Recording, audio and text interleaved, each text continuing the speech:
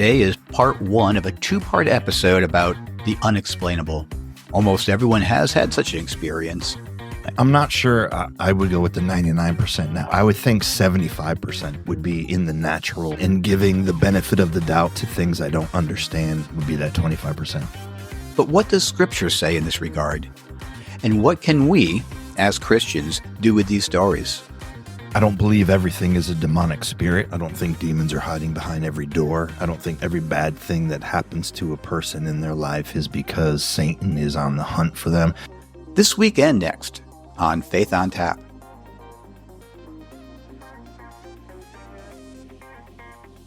And we're here at Kingsman Brewing Company in Milldale. That's Southington, right? Yeah, it's Southington. So it's Southington, but it's a section. Is Milldale considered like the La-Ti-Da section of No, Southington? It's considered the poor section, I think. Marion is the second to the poor section. Oh, thank you so Very much. Nice, very nice. Thank you. And we just got We're delivered a getting some pizza. delicious food here. I think we need to talk about this pizza. Mm-hmm. So at the Kingsman, they make their own pizza here, which is unusual for breweries in Connecticut. Usually they have food trucks. So Very nice crust. It's We nice had and they didn't have a lot of meat selections here. No, they seem to be really focusing on keeping it vegetarian. What was this We on here? had the La La Madonna. Madonna, and it has fresh moots, and I'm a huge fan of fresh moots. Really nice tomato sauce, and then it had the Just slice cherry peppers. Is that yeah. So red cherry peppers and meatball. with fresh boots and red sauce. It's very tasty. Not a huge pie, but it's very tasty. Yeah, I mean Connecticut It is known just for its seems pizza. very, very homemade. So, which is good. Yeah. Thank you, Connecticut, for being awesome. And this pizza is, I would He say, said it was a white pizza. Oh, this pizza? yeah, our Ours? pizza on a scale of 1 to 10 as far as Connecticut pizzas go. I'd give it maybe a 6. I was going to say 7. I mean, worldwide it'd be a 9. Go down south, there'd be like an 11. Yeah, exactly. As we're here, Dennis was given 8 napkins, but he needed another 12. So he just came back. And so I just indulged in this. I call it a breakfast pie, but it's not called the breakfast pie here at Kingsman. It's called the Wacky Wacky. That's sorry. I promise you, I did not order it because of the name, which I That's usually a order my first. beer by. I ordered it because it has cheese, bacon, and eggs on it. And your first bite was, Delicious. oh, okay, good. So breakfast pizza. I'll let you get to your pizza then. Thank you. Yeah. So tonight, Good pizza. we're going to be asking the question, do you have an experience that is not explainable? I think it's going to be really interesting what the responses will be. I think we're going to get some profound answers in this one because there's always certain things in life that people revert back to in their thoughts and go, you know what? I have no answer for that. And hopefully we can get them to go into the spiritual level. We're trying a new approach to see if we can get some depth out of these people. Yeah, let's go mining for some gold here. You have any thoughts on, do you think it'll be a positive experience? I think it actually is. This is the kind of question that I think people don't necessarily get to answer or think about. And so I have never met a single person who hasn't had some experience that didn't, wait a minute, what the heck was that? Every single person that I've talked to has had an experience like that. Dennis? Well, I think this is one of the best opportunities to get into the supernatural realm part of the conversation. Right. Because I think a lot of people, when they think of an experience they can't explain, it has to do with the supernatural, ghosts and grandpa visited me and demonic, whatever it is. Right. So I think there's a lot of potential here to go deep. Yeah, exactly. So Absolutely. it should be fun. I'm looking forward to this. I guess let's talk to people and see what they have to say. Absolutely.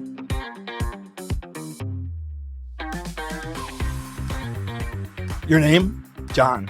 All right, John, it's a very complex question. Have you ever had an experience that you couldn't explain? Oh, wait, your name then? My name is Paul. Paul. Good to meet you, Paul. I'm Dennis. Nice to meet you, Dennis. So this morning I was walking my dogs out in the yard and I let one of the dogs in and I went back out to find the other dog and I thought she wandered off and I was walking around the whole house calling her and I'm like, she must have just went to chase something because she's a beagle mix. She loves to chase things and walked into the house to go get my keys to go drive around the neighborhood and she was standing in the kitchen. So But what's she your didn't premise? come in when I walked in and let She the other just dog in. appeared. I don't, it's like she's a magic dog Like, now is all I know. Yeah. Yep. Either that or a dog that looked just like her was in the yard going to the bathroom when I walked in. I don't know. So tired. I don't know what happened, but it was a weird morning. Wow. So what can we attribute this to? Does your dog have ninja skills? She must, because she ran in without me. Yeah. Well, you can't drink all day unless you start early. Yeah. Right, exactly. Well, you got to start right when you wake up. Otherwise, the whole day's ruined. Well, wow. So your dog just appeared, poof. Yep. Through the transporter, Star Trek. She boom. miraculously somehow articulated in the kitchen. Has this ever happened before? No. It never has. No. Will you call me if it ever happens again? I'll try to get video proof of this, because I'm like, I feel like I can make some money on this. I don't know. Right? The magically appearing dog. I have a magic dog. Well, thank you. That was a very interesting story. And that was my day. and we're sure it's not a ghost dog and not a dog. No, in the the ghosts past. live in the house, but not the dog. So you've experienced ghosts in the house. Now this is getting even more interesting. Yes. Do you care I to believe the elaborate? old lady that owned the house before us. Really? How lives come? there. We've had lots of things that have happened. Can you give me like one of the highlights? And if you're uncomfortable, please don't. No. One night, one of my oldest daughter woke up wearing my younger daughter's pajama pants. That's unique. Oh, okay. I was sleeping because I was nervous. Wait, you didn't know about the swapping of the pants? No, not till we woke up and we're like, I was wearing. Sorry. I remember going to bed freezing because I had shorts on and she had long pants on and she was sweating. So we had like opposite problems and we both woke up in the morning, just like swapped pants, and both our problems were solved. So we think the ghost is a nice old lady named Jacqueline. She's very sweet, but definitely lots of Very activity. sweet until she's not. No, she's sweet. The demons downstairs are the other problem. So how does it make you feel that you believe that you're living in a house with a ghost that can actually change your trousers in the middle of the night? I feel like she's an old soul. She was a grandmother in this world. I feel like she's a kind of a protector for us on the top floors, and then at the bottom we have this like nice basement with a little furnace area, and that's where I feel like all the dark stuff comes. And Jacqueline does her thing to protect our family. So there's dark things in your basement? I think so. I think there's some energies. Like I don't know if you could get that in. You your live in the basement? I don't know if you could get don't that look in like the a ghost. podcast. No. The ghost is actually him. Wow. So you have a belief in the afterlife? 100%. 100%. And what does it look like you're going to come back, for you anyway? Does it look like you're going to come back as a ghost, or is there heaven, hell? Is there reincarnation? What's your belief?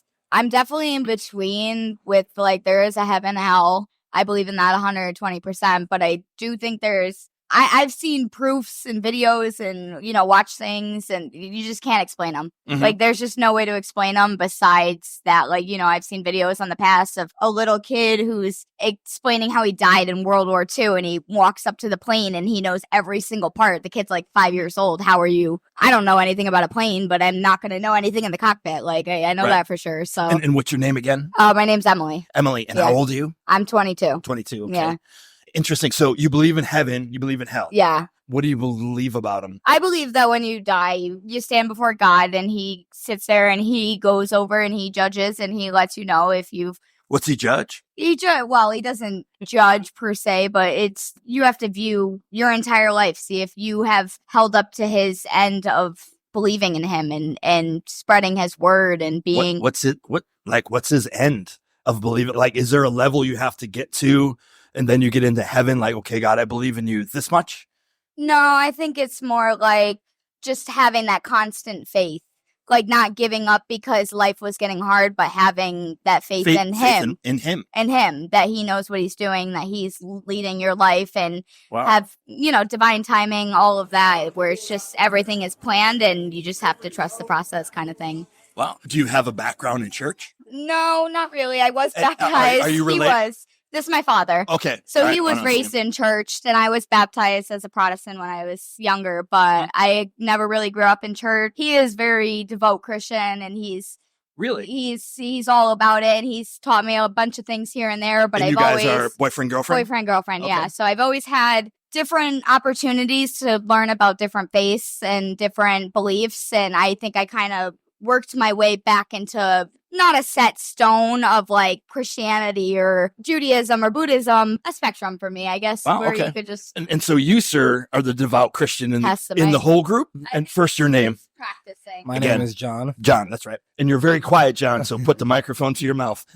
So tell me about your experience in this. I believe I'm 100% a believer in Jesus Christ. I think me and my little brother, that's my little brother, Josh, are really strong What's up, believers Josh? in it. I've experienced it. I've seen it. I have a bunch of knowledge on it. Do you attend a church? Yeah, I have in the past. I don't at the moment, but You don't? again, I do pray every night and every morning before I wake up, read my Bible scriptures and at times. Do you really? Yes. So how would you reflect on the whole ghost thing that's going on in the home here with old lady ghost changing trousers and whatnot? Yeah, I do believe that Jesus Christ himself does have great spirits, good spirits and bad spirits, depending on who do you look at and what you view as yourself in opinion. I won't ever push what my faith is and what my views are anybody else, but I do think that God gives you obstacles that you have to cross, and those are things that we cross. We're calling obstacles here. And I believe that the devil will give you as well obstacles to push your faith and test it as well.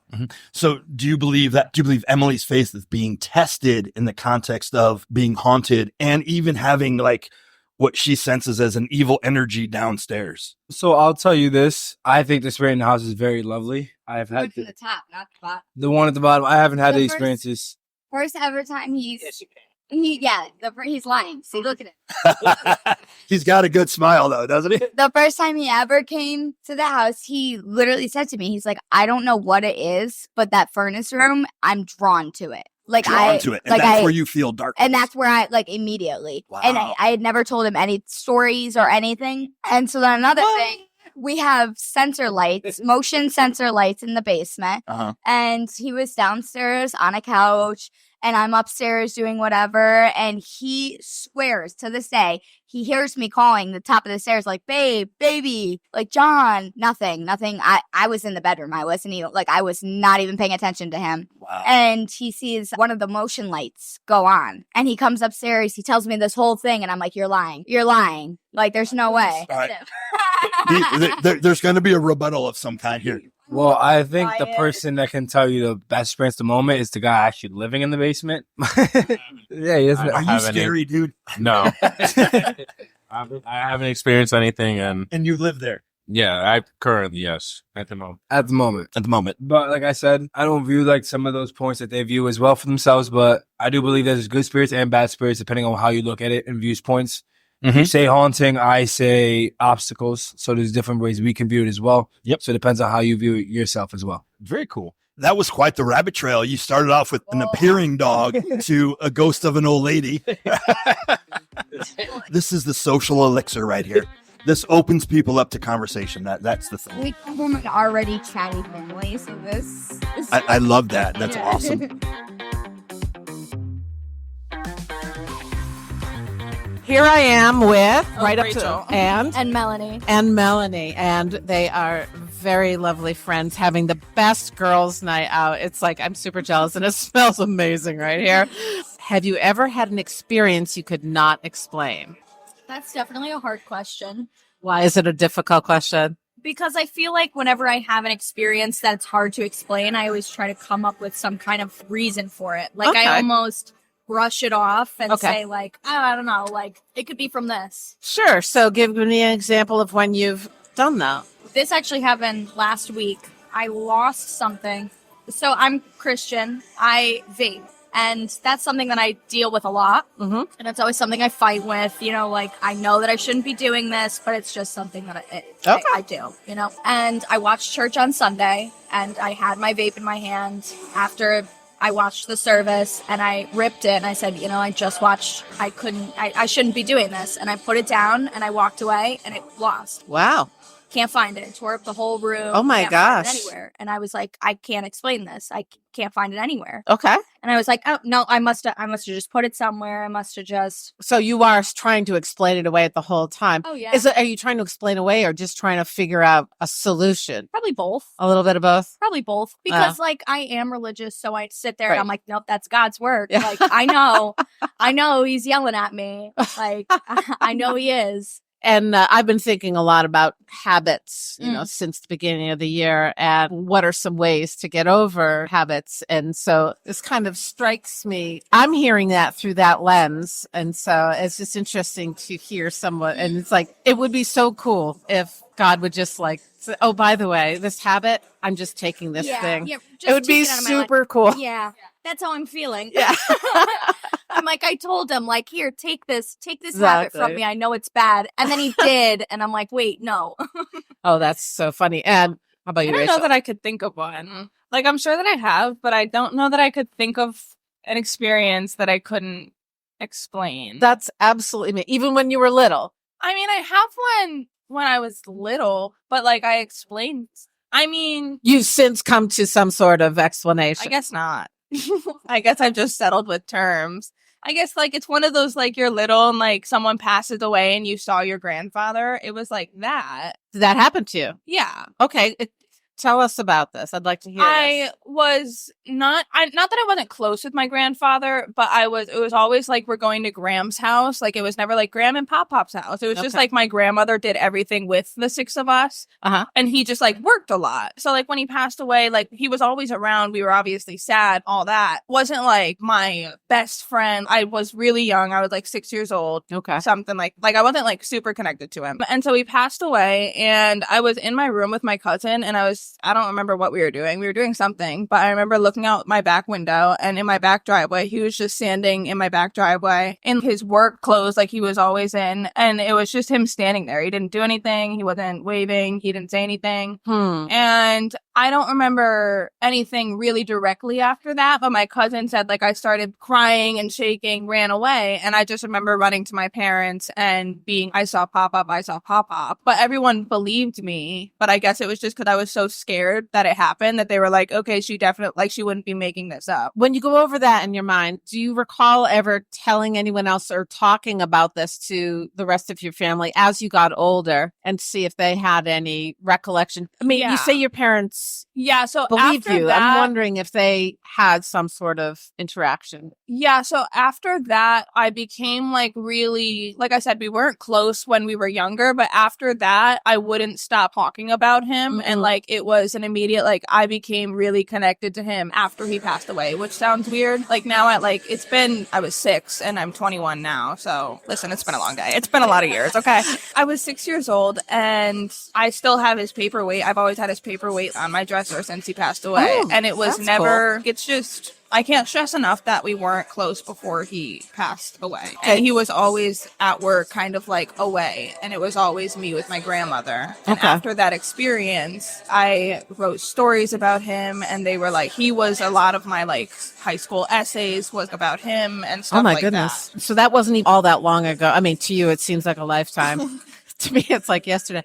So when you start thinking about this and how you actually almost like developed a relationship, after he passed, how do you see this in the spiritual, or do you see this, is there like a thin veil, or is this part of a walk between worlds, or is it, I'm not saying this, but is it you have a vivid imagination, or do you think, what do you think is going on there? I think it's changed throughout the years, my perspective on that, because I've never had a religious background throughout my entire upbringing until the last 2 years. My family is not religious. He was not, my grandfather was not religious. And after that, not that he became my God, but when I would quote unquote pray, I would be talking to my grandfather and it would be go back to that relationship that had developed afterward and be like, okay, Papa, this is going wrong. Can you help with this? And kind of like you would pray to a God, but my quote unquote God was my grandfather. I was just So talking more to of him. like an intercessor in a way, perhaps? Yeah. And then after that, I think it was sort of,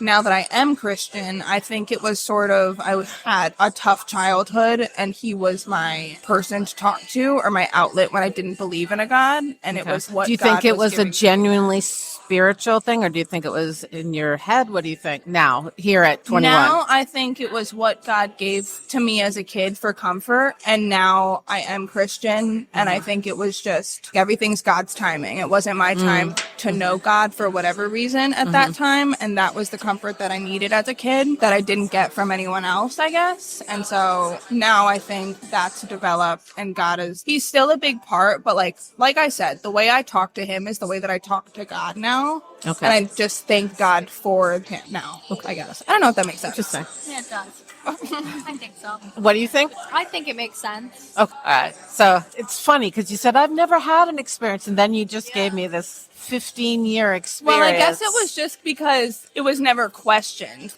Question was hard to explain. Oh, yeah. And You're like trying to my explain. I parents, see what you because mean. nobody ever questioned it, my parents were like, oh, wow, you're like randomly really scared. Something had to have happened. Okay. So it was never like a question of whether or not what I saw. Right. But I guess But it does fit into the question. Okay, but it's still there. It's still kind of It's what really. Yeah. There's no you can't use like an equation Yeah. to explain this. That's an absolutely stunning story.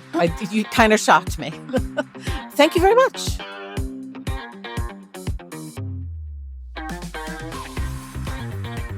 And Liz, who's drinking a polar lime seltzer. How are you doing today? I'm doing swell. And Dennis, or shall I say, the patriarch of parables.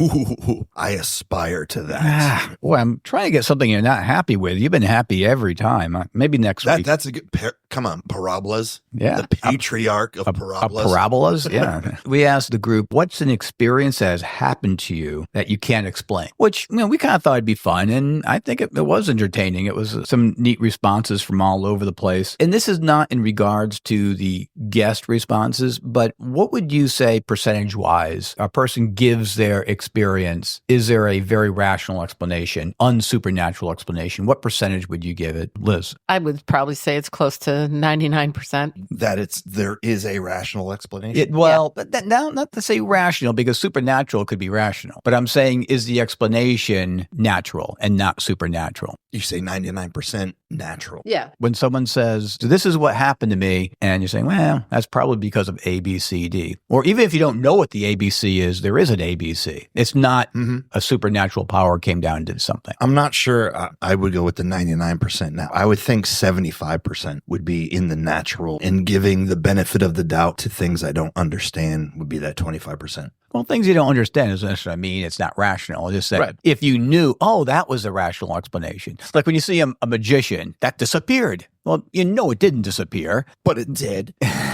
but it has a rational explanation. You just don't know what that is. I'd say more, probably 90, 95% in my opinion. Now, since this is a Christian podcast, it's a little probably closer to home. As far as, say, healings and supernatural stories that you hear, what percentage of those do you believe are truly supernatural or maybe a placebo effect or what have you? What would you give on that one? When you hear someone give a testimony in church. So people in church. Yeah, well, or someone outside. Oh, that's a little dicey to be given numbers on. In your opinion? In my opinion, I tend to be more doubtful. I would still put it in the 95. Oh, wow, that high. Wow. Yeah. Do you have more faith than my wife? For me, Liz? you have to consider the source. You absolutely have to consider the source. When Aunt Lulu's hangnail finally falls off her big toe because it's been festering for a month, and that was the Lord's provision. Right.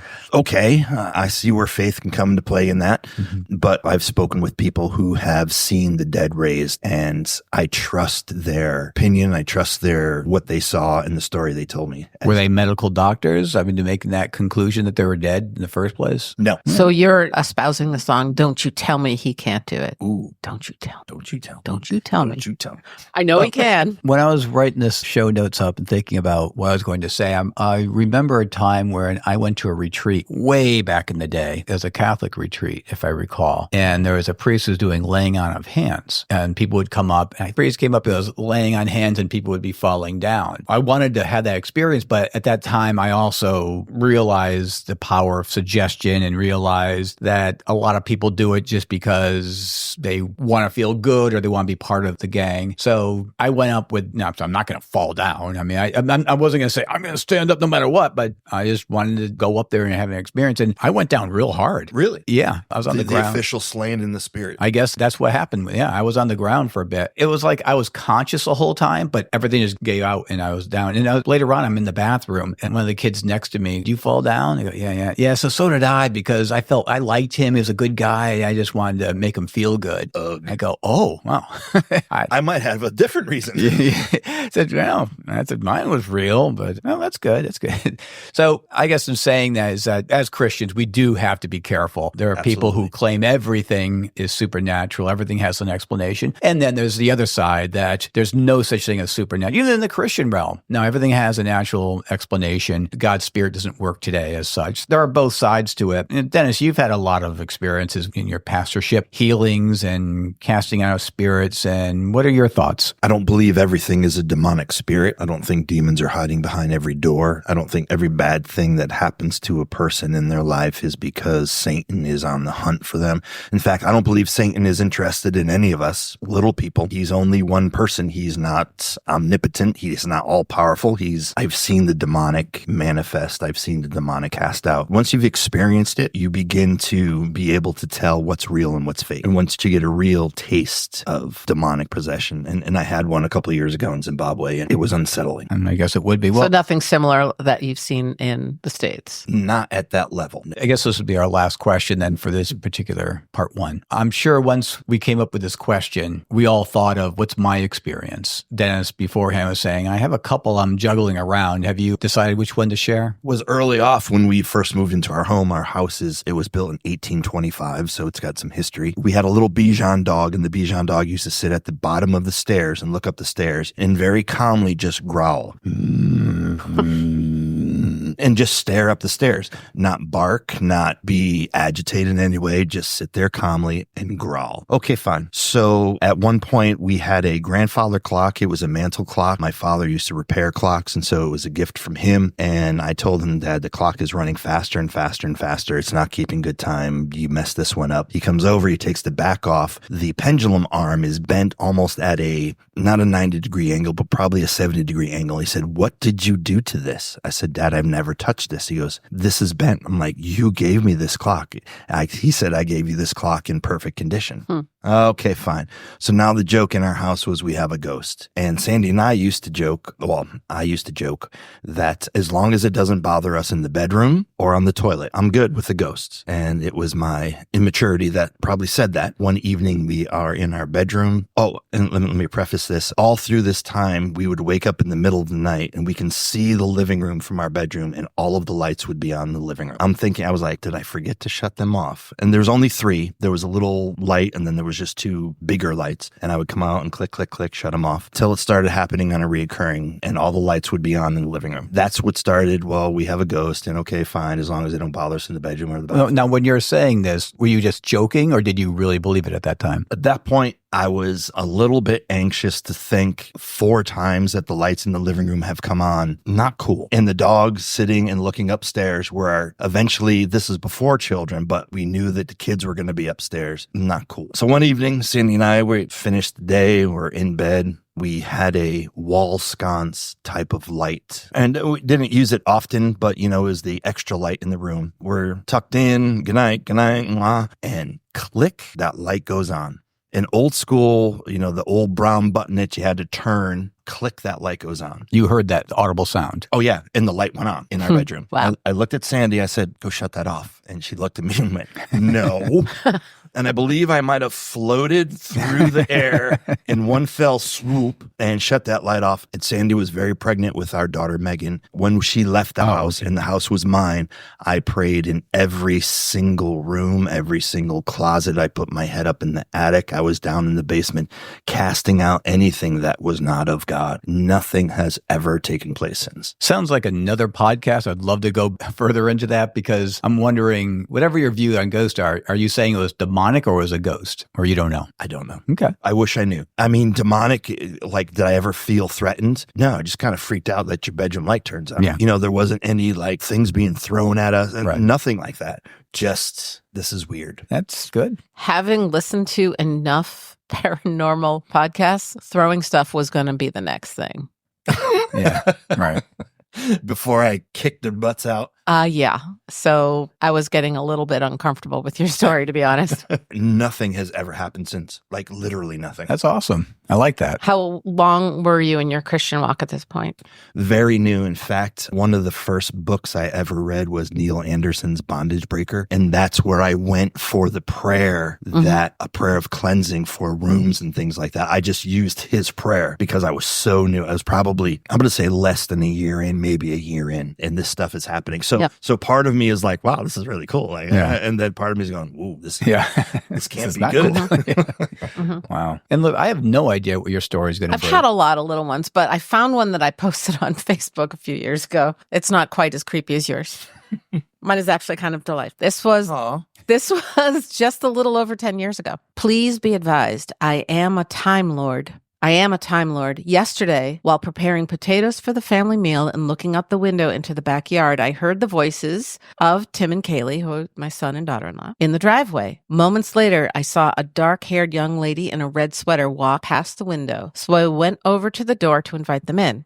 No one was there. 10 minutes later, Tim and Kaylee arrived. Kaylee was in a red sweater. I remember that now. It was such a cool little thing. I have no idea. It was like a little time slip. Bring the video over here. Look at my goosebumps.